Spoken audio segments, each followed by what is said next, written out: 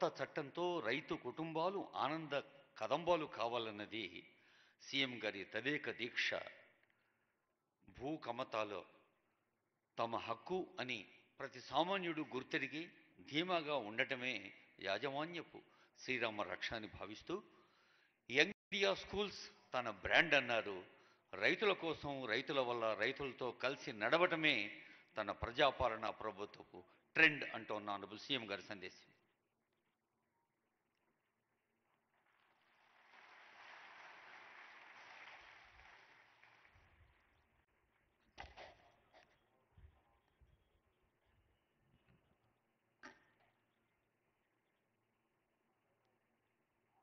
Doctor Babasaheb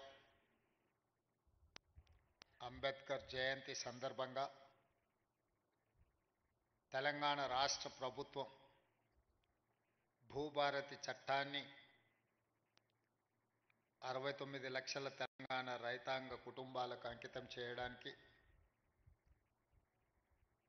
revenue శాఖ మంత్రివర్యుల ఆధ్వర్యంలో ఈ కార్యక్రమాన్ని ఏర్పాటు చేసి నాతో పాటు ఉప ముఖ్యమంత్రి వర్యులు బట్టి విక్రమార్క గారిని, శాసనమండలి చైర్మన్ పెద్దలు సుఖేందర్ రెడ్డి గారిని, శాసనసభ స్పీకర్ గడ్డం ప్రసాద్ కుమార్ గారిని, సహచార మంత్రివర్గ సభ్యులను, పార్లమెంట్ సభ్యులను, శాసన మండలి సభ్యులను, శాసనసభ్యులను, ప్రభుత్వ సలహాదారులను, వివిధ కార్పొరేషన్ చైర్మన్లను, చీఫ్ సెక్రటరీ శాంతి కుమార్ గారిని, revenue principal secretary Naveen Mittal గారిని, అదేవిధంగా ప్రభుత్వ ప్రతినిధులైన జిల్లా కలెక్టర్లను, రెవెన్యూ సిబ్బందిని అందరినీ ఈ కార్యక్రమంలో భాగస్వాములను చేసి ఒక మంచి పండగ వాతావరణంలో భూభారతి చట్టాన్ని తెలంగాణ ప్రజలకు అంకితం చేస్తున్నందుకు మనస్ఫూర్తిగా ధన్యవాదాలు, శుభాకాంక్షలు తెలియజేస్తున్నాను మిత్రులారా. మిత్రులు బట్టి విక్రమార్క గారు చెప్పినట్టు ఈ ప్రాంతం వందల సంవత్సరాల నుంచి జరిగిన పోరాటాలన్నీ కూడా భూమి చుట్టూతోనే పరిభ్రమించినాయి. ఆనాటి కొమరం భీముడు జల్ జమీన్ జంగల్ అనే నినాదంతో పోరాటాలు చేసిన ఆ తర్వాత నిజాం ప్రభువులకు వ్యతిరేకంగా భూమి కోసం, భుక్తి కోసం, విముక్తి కోసం చాకలి ఐలమ్మలు, దొడ్డి కొమరయ్యలు గలమెత్తిన ఆ తర్వాత ప్రజాస్వామిక దేశంలో దున్నేవాడికే భూమి అని కమ్యూనిస్టు సోదరులు పోరాటాలు చేసిన ఈ పోరాటంలో అమరులైన ప్రతి ఒక్కరూ భూమితో తమకు ఉన్న అనుబంధాన్ని ఆధారంగా చేసుకొని చేసిన పోరాటాలు. ఆ పోరాటాల నుంచి పుట్టుకొచ్చిన రెవెన్యూ చట్టాలు ప్రజల యొక్క సమస్యల్ని శాశ్వతంగా పరిష్కరించే దిశగా ఉండాలి అని చెప్పి ఆనాడు కాంగ్రెస్ ప్రభుత్వం, శ్రీమతి ఇందిరాగాంధీ గారు భావించారు. భూమి అనే చర్చ ఎప్పుడొచ్చినా బూరుగుల రామకృష్ణారావు గారు కావచ్చు, పి నరసింహారావు గారు కావచ్చు, శ్రీమతి ఇందిరాగాంధీ గారి నేతృత్వంలో జరిగిన భూసేకరణ ఒకనాడు వేలాది ఎకరాలు జమీందారులు, జాగీర్దారులు, భూస్వాముల దగ్గర ఉన్న భూములను అగ్రికల్చర్ సీలింగ్ యాక్ట్ తీసుకొచ్చి భూ పరిమితి చట్టాలు తెచ్చి వాళ్ళ దగ్గరున్న లక్షలాది ఎకరాలను ప్రభుత్వం వాళ్ళ నుంచి తీసుకొని దళితులకు, గిరిజనులకు, ఆదివాసీలకు, బలహీన వర్గాలకు ఆత్మగౌరవం తెచ్చే భూ కేటాయింపులు కాంగ్రెస్ ప్రభుత్వం, శ్రీమతి ఇందిరాగాంధీ గారు చేపట్టారు. అదేవిధంగా వారసత్వంగా వచ్చిన భూములు కావచ్చు, తమ శ్రమతో కొనుగోలు చేసిన భూములు కావచ్చు, అటవీ భూమి హక్కుల చట్టం ప్రకారం ఆదివాసీలకు ఇచ్చిన పోడు భూముల పట్టాలు కావచ్చు, ఈ అన్ని భూముల యొక్క హక్కులను రెవెన్యూ శాఖ భద్రంగా పొందుపరిచి వాళ్ళ హక్కులను ఆనాడు పటేల్ పట్వారీ వ్యవస్థలో గ్రామాలలో పట్వారీలు భూముల వివరాలను నమోదు చేసేవాళ్ళు. ఆ పట్వారీలు నమోదులు చేసిన భూముల వివరాలు పటేల్ పట్వారీ వ్యవస్థ రద్దు కావడంతో గ్రామాలలో ఉండే రెవెన్యూ రికార్డులన్నీ కూడా మండల కేంద్రాలకు మండల వ్యవస్థ వచ్చిన తర్వాత మండలాలకు తరలిపోయినాయి. భూమికి సంబంధించి ప్రభుత్వం ఆ తర్వాత తీసుకొచ్చిన పరిణామాలలో విఆర్ఓ విఆర్ఏలను తీసుకొచ్చి ప్రభుత్వ అధికారులుగా ప్రభుత్వ ప్రతినిధులుగా గ్రామాలలో ఉండే భూముల యొక్క సమాచారాన్ని సేకరించి మండల కేంద్రాలలో మండల రెవెన్యూ ఆఫీసర్సు లేదా తహసీల్దార్ దగ్గర భద్రపరిచారు. చాలా వరకు భూ వివాదాలు ఉన్న కోర్టు కేసుల్లో ఉన్న భూములు తప్పితే 95% భూములకు సంబంధించిన వివరాలు ప్రక్షాళన చేసి 4-5 దశాబ్దాలు ఈ భూముల యొక్క వివరాలను సేకరిస్తూ ప్రక్షాళన చేసి ప్రజలకు ఈ రికార్డులను అందుబాటులో పెట్టారు. ఉన్న పలంగా తెలంగాణ రాష్ట్రం వచ్చిన తర్వాత పాలకుల మెదడులో కదిలిన ఆలోచన 2020 భూముల యొక్క చట్టాలను అన్నిటిని కూడా ROR యాక్ట్ను మారవాలన్న ఆలోచన. రెవెన్యూ చట్టాలను మారవడమే కాదు, ఆనాడు ప్రవేశపెట్టిన ధరణి అనే ఒక యాప్ ఈ ప్రాంత ప్రజలకు రైతులకు ఒక పీడకలగా మారి ఇంతకుముందు మిత్రులు బట్టి విక్రమార్క గారు చెప్పినట్టు ఒక తహసీల్దార్ మీదనే పెట్రోల్ పోసి తగలబెట్టే పరిస్థితి. ఇబ్రహీంపట్నంలో ఈ ధరణి భూతంలో వచ్చిన మార్పులు జంట హత్యలకు కారణమైంది. అదేవిధంగా సిరిసిల్లలో ఒకవేళ అధికారులు చుట్టూతో తిరిగిన తహసీల్దార్ స్థాయిలో ఆ సమస్యలు పరిష్కరించే వీలు లేకపోవడం వల్ల తహసీల్దార్ విధానాలనే అనుమానించి తన మెడలో ఉన్న తాలిబొట్టును తహసీల్ ఆఫీస్కు వేలాడదీసింది. నేను ఇంతకంటే ఇవ్వగలిగింది నా దగ్గర ఏమీ లేదు, నా తాలిబొట్టు తీసుకొనైనా నా భూమిని నా పేరు మీదకి బదలాయించమని. వీటన్నిటికీ కారణం రెవెన్యూ సిబ్బందే మూలమని చెప్పి ఆనాటి పాలకులు మిమ్మల్ని దోషులుగా, మిమ్మల్ని దోపిడీదారులుగా, మీరు ప్రజలని దోసుకోవడానికే రెవెన్యూ శాఖ సిబ్బంది ఉన్నట్టుగా చిత్రీకరించి తద్వారా లబ్ధి పొందాలని ఆనాటి పాలకులు ప్రయత్నం చేశారు.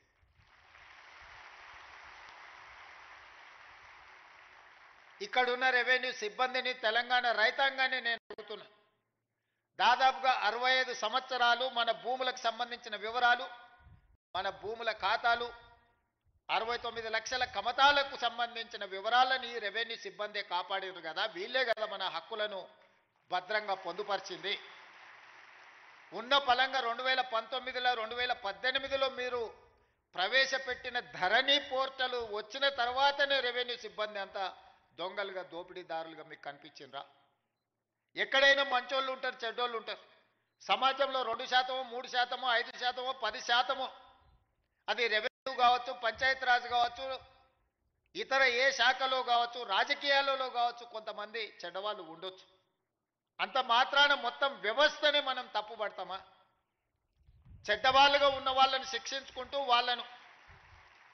వాళ్ళ అవకాశాలు తగ్గించుకుంటూ శాఖలను ప్రక్షాళన చేసుకుంటూ ముందుకు వెళ్ళాలి.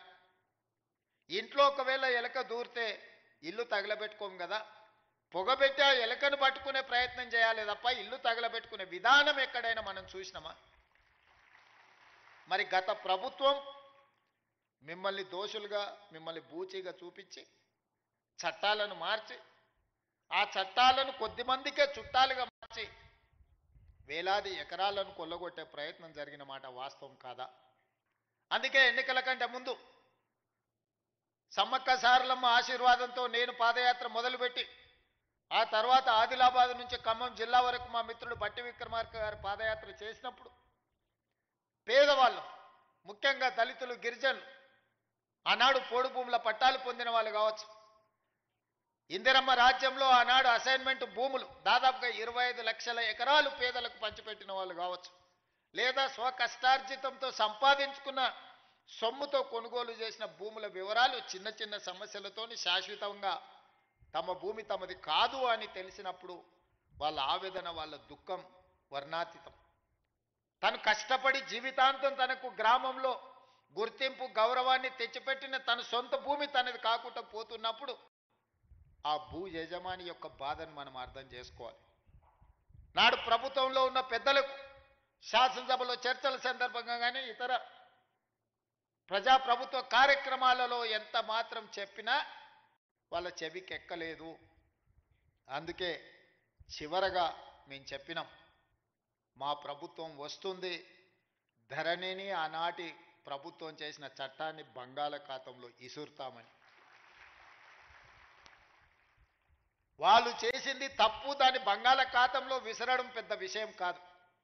ఈనాడు మనం చేస్తున్న చట్టం పేదలకు చుట్టాలుగా ఉండాలి, పేదవాడి సమస్యని పరిష్కరించాలి, పేదవాడికి అనుకూలంగా సరళంగా ఉండాలి. దాన్ని అమలు చేసే రెవెన్యూ సిబ్బంది కూడా దీని పట్ల అవగాహన పెంపొందించుకొని దాన్ని అమలు చేయాలన్న ఆలోచనతోని నిరంతరం కమిటీలను కోదండ రెడ్డి గారి నేతృత్వంలో రేమండ్ పీటర్ గారిని, సునీల్ని, చాలామంది సిబ్బందిని, అనుభవజ్ఞులను, ఐఏఎస్లను పెట్టి ఈ చట్టాలను వివిధ రాష్ట్రాలలో ఉన్న వాటిని కూడా పరిశీలించి ఆనాడు నిజాం పాలన నుంచి ప్రజాస్వామ్య ప్రభుత్వంలోకి వచ్చిన తర్వాత కూడా జరిగిన మార్పులు చేర్పులను, చట్టాలను నిశితంగా పరిశీలించి వాటన్నిటిని కూడా ఒక అవగాహన కల్పించుకొని ఈరోజు నూతన ఆర్ఓఆర్ యాక్ట్ను ఈరోజు మనము తీసుకురావడం జరిగింది.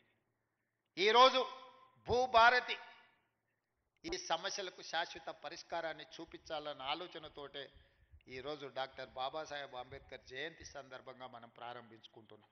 దీనికి సంబంధించి వివిధ సందర్భాలలో ప్రజలను సంప్రదించి ప్రజాభిప్రాయాన్ని సేకరించి ప్రజల నుంచి వచ్చిన సమాచారాన్ని క్రోడీకరించి ఈరోజు చట్టాలను తయారు చేసి ఈ చట్టాలు ప్రజలకి శాశ్వత పరిష్కారాన్ని చూపించాలన్న ఆలోచనతో మా ప్రభుత్వం ఈరోజు ప్రజలకు అంకితం చేస్తున్నది. ఈరోజు 4 మండలాలలో పైలట్ ప్రాజెక్టుగా గ్రామ గ్రామాన రెవెన్యూ సిబ్బంది వెళ్ళి అక్కడ అధికారులు ప్రజలను కలిసి వాళ్ళ నుంచి విజ్ఞప్తులు తీసుకొని వాటిని పరిష్కరించే విధంగా ఈరోజు కలెక్టర్లకు ఆదేశాలు ఇవ్వడం జరిగింది.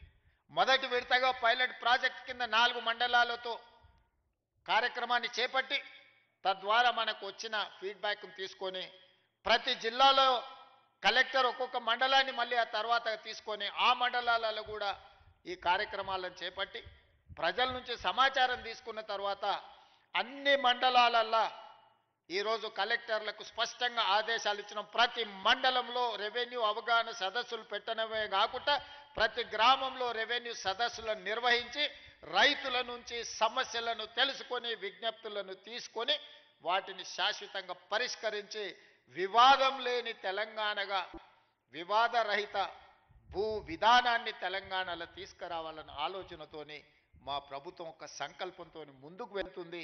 ఇంత గొప్ప లక్ష్యాన్ని చేరాలి అని అంటే చట్టాలు చేసిన మా ప్రజాప్రతినిధుల వల్లనే సాధ్యం కాదు.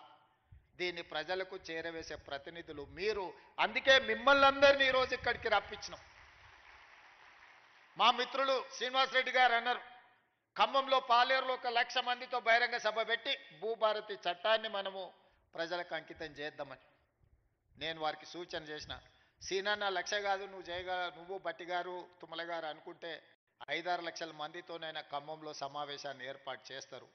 కానీ ఈ భూభారతిని అమలు చేసేది ఆ రైతులు, ఆ పేదవాళ్ళు కాదు. భూభారతిని అమలు చేసేది రెవెన్యూ సిబ్బంది. ఆ రెవెన్యూ సిబ్బందిని సమావేశానికి పిలువు. మన ప్రభుత్వ ప్రతినిధులు వాళ్ళే. ఇవాళ మా ప్రభుత్వానికి మంచి పేరు రావాలన్నా ఈ ప్రభుత్వం తెచ్చిన చట్టం పక్కాగా అమలు జరగాలి అంటే అది మీ ద్వారానే సాధ్యమవుతుంది. అందుకే మిమ్మల్ని ముఖ్య అతిథులుగా మీరందరూ మాతో పాటు అతిథులు. ఈ సమావేశంలో మీరు ప్రేక్షకులు కాదు, మీరు కూడా అతిథులే. ఈ చట్టాన్ని ప్రజల దగ్గరికి తీసుకెళ్లే బాధ్యత మీ భుజస్కంధాల మీద ఉంది. మా ప్రభుత్వం రెవెన్యూ సిబ్బందిని సంపూర్ణంగా విశ్వసిస్తుంది. మిమ్మల్ని దొంగలుగానో, దోపిడీదారులుగానో, అవినీతి పరులుగానో మేము చిత్రీకరించదలుచుకోలేదు. ఎవరైనా అట్లాంటి వ్యక్తులు ఎవరైనా ఉంటే వ్యక్తుల పట్ల కఠినంగా ఉంటుంది ప్రభుత్వం తప్ప ఈ మొత్తం వ్యవస్థ దోషులుగా నిలబెట్టే విధానానికి మీ ముఖ్యమంత్రి, మీ సోదరుడు వ్యతిరేకమని చెప్పి నేను స్పష్టంగా చెప్తున్నా. ఎంతో మంది శంకర్ లాంటి ఐఏఎస్ ఆఫీసర్, మాధవరావు లాంటి ఐఏఎస్ ఆఫీసర్ ఎంతో మంది తమ జీవితాలను సర్వం దారబోసి చట్టాలను తయారు చేసి ప్రజలకు అంకితం ఇచ్చారు. రెవెన్యూ శాఖలో ఎన్నో లక్షలాది మంది ఈ 75 సంవత్సరాల పనిచేసిన వాళ్ళ కృషి వల్లనే రెవెన్యూ శాఖకు ఈ తెలంగాణ రాష్ట్రానికి ఒక గుర్తింపు వచ్చింది. మేం చేసే తప్పిదాలను కప్పిపుచ్చుకోవడానికి మిమ్మల్ని దోషులుగా నిలబెట్టే విధానానికి నేను వ్యతిరేకమని చెప్పి నేను స్పష్టంగా చెప్పదలుచుకున్నాను. జరగవచ్చు, అక్కడో ఇక్కడో తప్పు జరగవచ్చు. అన్ని వ్యవస్థలలో ఉన్నట్టు, అన్ని సంస్థలలో ఉన్నట్టు రెవెన్యూ శాఖలో కూడా ఎవరైనా కొంతమంది ఉండొచ్చు.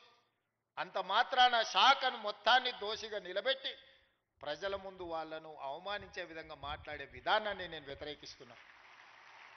ఆనాటి ముఖ్యమంత్రి మాట్లాడిన మాటలు మీరు చూసిండ్రు. శాసనసభలో ఏ విధంగా మాట్లాడిండో, శాసనసభ బయట రెవెన్యూ సిబ్బందిని, రెవెన్యూ శాఖను ఏ రకంగా దూషించడో మీరు చూసిండ్రు. వాళ్ళు లేకుంటేనే వ్యవస్థ నడిచిందా? వాళ్ళు లేకుంటేనే ఎన్నికలు జరిగినాయా? వాళ్ళు లేకుంటేనే తెలంగాణ ఉద్యమం జరిగిందా? వాళ్ళు లేకుంటేనే తెలంగాణ రాష్ట్రాన్ని సాధించుకున్నామా? అన్ని సందర్భాలలో వాళ్ళు కావాలి, కానీ వాళ్ళు మాత్రం దోషులుగా సమాజం ముందు నిలబడాలా? ఇది ఎక్కడి విధానం? అందుకే ఈ విధానాన్ని, ఇలాంటి ఆలోచనలని, ఇలాంటి ఆలోచన చేసే వాళ్ళను సమాజానికి దూరంగా పెట్టాల్సిన బాధ్యత మన అందరి మీద ఉన్నది. ఈరోజు మంచి జరిగితే నాది, మేం చేసే దోపిడీ ప్రజలకు కనిపిస్తే అది రెవెన్యూ సిబ్బందిదని చెప్పే విధానానికి నేను వ్యతిరేకం. అందుకే ఈరోజు మిత్రులారా మిమ్మల్ని అందరినీ ఇక్కడికి పిలిచిన, నేను మీకు అందరికీ విజ్ఞప్తి చేస్తున్నా, మా కలెక్టర్లకు ఆదేశాలు ఇస్తున్నా. మీ ఆత్మగౌరవమే మా ఆత్మగౌరవం. మేము వేరు, మీరు వేరు కాదు. మనందరం కలిస్తేనే రాష్ట్ర ప్రభుత్వం. మేము చట్టాలు చేస్తాం, ఆ చట్టాలను మీరు అమలు చేస్తారు. ఈ రెండిట్లల్లో రెండు వేరు వేరు కాదు. ఒక మనిషికి రెండు కళ్ళు ఎంత ముఖ్యమో, తెలంగాణలో ఉన్న 69 లక్షల రైతులకు రాష్ట్ర ప్రభుత్వము, రెవెన్యూ సిబ్బంది రెండు కళ్ళ లాంటి వాళ్ళు. ఈ రెండు కళ్ళు సరిగ్గా ఉన్నప్పుడే సమాజాన్ని మనం చూడగలుగుతాం, ఈ సమాజానికి మేలు చేయగలుగుతాం. అందుకే గ్రామాన వెళ్ళండి. ఏదైతే మన ప్రతిష్టకు భంగం కలిగిందో, మనల్ని అనుమానించే విధంగా, మనల్ని సమాజంలో దోషులుగా నిలబెట్టే ఆలోచన విధానాన్ని ఈరోజు ప్రక్షాళన చేయాలి, కడగాల్సిన అవసరం ఉన్నది. ఆ ప్రజల దగ్గరికి వెళ్ళి ప్రజా దర్బార్లు నిర్వహించి రెవెన్యూ సదస్సుల ద్వారా ప్రజల సమస్యలు తెలుసుకొని ఎవరి భూమి వాళ్లకు పక్కాగా లెక్క ప్రకారం లెక్క రాద్దాం. ఈరోజు కొత్త విధానాన్ని తీసుకొచ్చినాం. ఆధార్ కార్డు ప్రతి ఒక్కరికి గుర్తింపుగా ఈరోజు ఆధార్ కార్డు తీసుకొచ్చినాం. ఈరోజు భూమికి భూదారు తీసుకొస్తున్నాం. ఆధారు మనిషికి ఎట్లా గుర్తింపో భూమికి కూడా భూదారు నెంబర్ ఇచ్చి ప్రతి కమతానికి ఒక ప్రత్యేకమైన నెంబర్ ఇచ్చి ఆ భూమి యొక్క వివరాలన్నిటి కూడా అందులో పొందుపరిచే విధానాన్ని తెచ్చుకుందాం. ఇంత సాంకేతిక విప్లవం ఉన్నప్పుడు అదో పెద్ద సమస్యనా? ప్రతి భూమిని మెజర్మెంట్ చేసి సరిహద్దులు నిర్ణయించి ఇండ్ల ప్లాట్లకు చేస్తలేమా?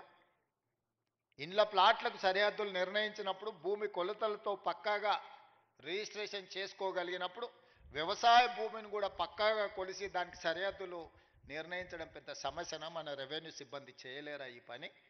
దీన్ని మనకు అసాధ్యమా? తెలంగాణ రాష్ట్రం సాధించిన రెవెన్యూ సిబ్బందికి భూమి హద్దులు నిర్ణయించేది, తెలంగాణ రాష్ట్ర హద్దులే నిర్ణయించగలిగిన రెవెన్యూ శాఖ సిబ్బంది భూమి యొక్క హద్దుల్ని నిర్ణయించడంలో పెద్ద సమస్య ఏముంటుందని నేను అడుగుతున్నా. అందుకే రాబోయే రోజుల్లో ప్రతి భూమిని పక్కాగా కొలతలేసి హద్దులు నిర్ణయించి దానికి సంబంధించిన రిజిస్ట్రేషన్ డాక్యుమెంట్ చేసి భవిష్యత్తులో ఎలాంటి సమస్యలకు తావు లేకుండా, ఎలాంటి వివాదాలకు చోటు లేకుండా మన చట్టాన్ని బలోపేతం చేసుకుందాం. కొంతమంది వ్యక్తులు దురుద్దేశంతో ఈ రెవెన్యూ శాఖ మీద సృష్టించిన అపోహలను తొలగించుకునే బాధ్యత మన అందరి మీద ఉన్నది. మీలో ఒకటిగా నేను మాటిస్తున్నా, మనం ఏ తప్పు చేయొద్దు, చట్టాలను పకడ్బందీగా అమలు చేద్దాం. చట్టాలు చేయడమే కాదు, అమలు చేసే విధానంలోనే అసలు ఫలితాలు ఉన్నాయి. తప్పకుండా నాకు సంపూర్ణమైన విశ్వాసం కలిగింది. ఇక్కడున్న సిబ్బందే కాదు, దాదాపుగా రైతు వేదికలలో కొన్ని వేలాది లక్షలాది మంది రైతులు చూస్తున్నారు గ్రామాలల్లో. మళ్ళీ మనం ఏ గ్రామానికి వెళ్ళినా మనకు వాళ్ళు ఇంత భోజనం పెట్టి ఆ ఊరిలో ఉండే సమస్య చెప్పుకునే విధంగా మనల్ని రెవెన్యూ సిబ్బందిని, రైతు బాంధవులు వచ్చిండ్రు మా సమస్యను పరిష్కరిస్తానని మనల్ని గౌరవించే విధంగా ఈరోజు మనం చర్యలు చేపట్టాలని, ఇంత ఆలస్యమైన, ఇంత ఎదురు చూసి ఈ చట్టాన్ని ఈరోజు మీరు తీసుకెళ్తున్నారు. ఈ సందేశాన్ని గ్రామాలకు తీసుకెళ్ళండి. నేను కలెక్టర్లకు కూడా స్పష్టమైన ఆదేశాలు ఇస్తున్నా. ప్రతి మండలంలో మీరు పర్యటించవలసిందే. రెవెన్యూ సిబ్బందిని వాళ్ళ సహకారాన్ని తీసుకోవాల్సిందే. వాళ్ళందరూ కూడా గ్రామీణ స్థాయిలో క్షేత్రస్థాయిలో అనుభవం ఉన్నవాళ్ళు, అవగాహన ఉన్నవాళ్ళు, వాళ్ళందరితో కూడా సహకారం తీసుకొని ఈ చట్టాన్ని అమలు చేయవలసిందిగా కోరుకుంటూ మీ అందరి దగ్గర సెలవు తీసుకుంటున్న ధన్యవాదాలు మిత్రులారా.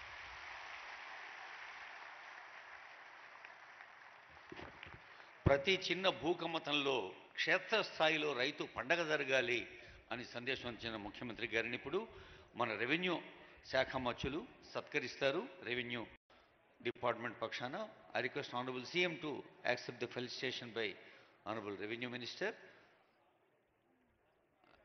సంబంధిత ఉన్నతాధికారులు ఈ కార్యక్రమంలో పాల్గొంటారు. కమిషనర్ సిసిఎల్ఏ శ్రీ నవీన్ మిఠల్ గారు, అలాగే మకరంద్ గారు, ఇంకా సంబంధిత రెవెన్యూ అధికారుల బృందం. రెవెన్యూ అమాత్యుల చేతుల మీదుగా ముఖ్యమంత్రి గారికి సన్మానం. ఆ తర్వాత రెవెన్యూ మంత్రివర్యులు కూడా సిసిఎల్ఏ కమిషనర్ నవీన్ మిఠల్ గారు, మకరంద్ గారు రెవెన్యూ ఆఫీసర్ చేతుల మీదుగా సన్మానం అందుకుంటారు. తర్వాత ఫార్మర్స్ వెల్ఫేర్ కమిషన్ కోదండరెడ్డి గారు చైర్మన్, వారి సభ్యులు గౌరవనీయులైన ముఖ్యమంత్రి గారిని సత్కరిస్తారు.